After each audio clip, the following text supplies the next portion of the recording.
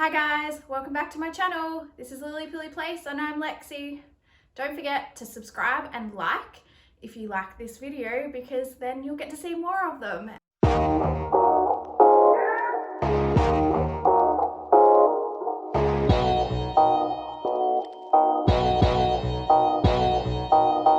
Today is all about the Mandy Boat Tee. Yeah, what I'm wearing today. So I have spoken lots about this already in a couple of previous videos.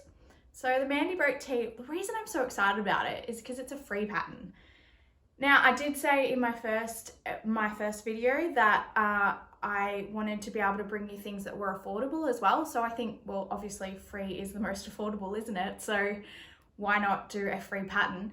And so this is the Mandy Boat Tee by Tessuti. And Tessuti is an Australian company, and yeah, they do some beautiful patterns. And for this one to be free, it's still a really beautiful pattern as well, and it was super easy to put together. So the reason I wanted to make the Mandy Boat Tees so badly is because I've heard about their boxy sort of shape, and being pregnant, well, I never know what sort of shape I really am going to be from week to week pretty much at the moment. And so sometimes, because I'm having a girl, she tends to be flat sometimes she can be way out in front. So I just don't know what to wear sometimes. So this boxy fit was what was appealing to me the most. And yeah, it fits beautifully over my bump. I'll give you a little look. So there's the bump there, but I mean, it's so comfy. My only thing was that, and I can't show you, is if I put my arms up, it's just that tiny bit short. But it's a straight cut, so you can just add on an extra 10 centimeters, 20 centimeters, sort of whatever you are thinking, and you'll be right. So I wanted something that was gonna look really pretty and comfortable at the same time for before baby, so during pregnancy, but then also after baby has been born, so that when I'm nursing her, I can look nice at home, but still be super comfortable. And again, because it's such a stretchy material, it's very easy to just pop up and yeah, start feeding your baby very easily. Probably not the most breastfeeding friendly outside of the home, but at least you're comfortable at home, but you can, if you have to answer the door for whatever reason, you still look put together. This pattern also comes in two sleeve lengths. So I've done the long sleeve because we're here in winter at the moment, so I just figured that was the best, but I am a bit of a roller-upperer, so I like to be able to roll them up. So but then again, like, I could do the 3/4 sleeve, save myself the hassle of rolling up, but I don't. I like the long sleeves. That's just how I roll. So yeah, so long sleeve, 3/4 sleeve, and realistically you can do any size sleeve that you need to. You just adjust it very easily. They're very simple sleeves. So that was good. There's lots of hacks for this particular pattern as well, which is really cool. I've seen one hack done where it's a slightly shorter at the front and slightly longer. It's only about 10 centimeters longer at the back, and then it's also got the split seam. So I think that would really look cool too. So I'm thinking of doing that hack as well. I was going to make the size 2 because I think I measured and I was sort of on the lower scale of the size 2 because it has a size range, and I was like, nah, I think I'm gonna go the size 1 because I'm using a super stretch material. And I'm really glad I did, because it's not, I didn't want it to be too boxy. I'm not one for oversize. I just don't think it suits my shape because I need something sort of more that does show my waist. So I did definitely want to go down that size for that reason. But I definitely wouldn't regret it. It's perfect in my arms, and I haven't had to do any adjustments in terms of taking it in or anything like that either, which was good. So to figure out what size I was, I actually went by my bust size on the finished garment. So that's how I got to know that I would be a size 1. And then if I had have felt like this was too tight and possibly for when my milk comes in, well then I will go bigger size, but I honestly don't think I will. It is quite it's not baggy, like it's forgiving, and it's quite it's boxy. That's the best description they've given us, is the boxy shape, and honestly that's exactly how it is. So as I said, I've done the long sleeve in this one, and this is also a rayon spandex I spoke about in my last video, which was the knit fabric haul, so very excited about that. I didn't make it that afternoon, but I did make it the next day, I think it was, so I got a bit tired in the afternoon. So yeah, I ended up making the long sleeve version, and as I said previously as well, I am a stickler for making things exactly how they are via the pattern first and then deviate from there. So that's why I didn't do the hacks on this one either, because I just wanted to see what it was going to look like completely done as the pattern. And I'm still super happy with it, like absolutely still happy with it. So another feature of this pattern is the drop sleeve, so the drop shoulder I should say. So the shoulder does come, so it's not a seam on your shoulder, it's a seam just below. And I feel like I've seen it down a lot further on other models, and this one doesn't seem to be as far down, but I don't have a problem with that because I actually preferred that more fitted look again. And yeah, so I don't seem to have as much drop, but then again, like that might be the illusion because the other ones that I've seen done, they've all been in a stripe, so it might be a bit of an illusion happening there, I'm not sure. The other thing I liked about this pattern too is I could use it as just a bed top, like pajama top. So yeah, I even in this material, like I'd wear this to bed easily. Maybe a shorter sleeve in for bed just because I get a bit hot in bed, but yeah, I would happily make more of these to go into hospital and still, as I said, sort of like put together. And yeah, so I could easily wear these at nighttime in hospital as my pajamas, and then ta-da, people come and visit me, although no one's going to be really visiting me unfortunately in the hospital, but yeah, at least I can get up out of bed and still look put together at 10 o'clock in the morning if I really wanted to.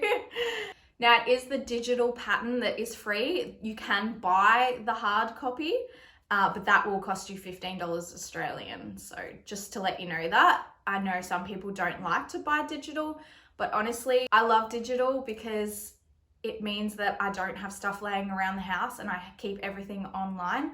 Obviously, the pattern that I cut out in terms of the actual paper that I have to print and stuff, I do keep. And I obviously keep that. But if I needed to do another size, at least I can go back onto my computer and just get that. And I don't have to do any tracing. I hate doing tracing and all that sort of things. I just want quick and easy for me. And for me, digital was quick and easy and it was free.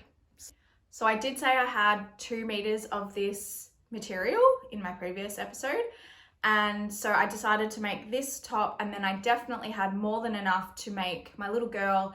I think I'm gonna make her a pair of pants perhaps, but I might make them in a slightly older size just so that we get the wear out of them. I don't wanna make things that are, 0 to 3 months and she just grows out of it within a week. I don't think it's worth my time and effort.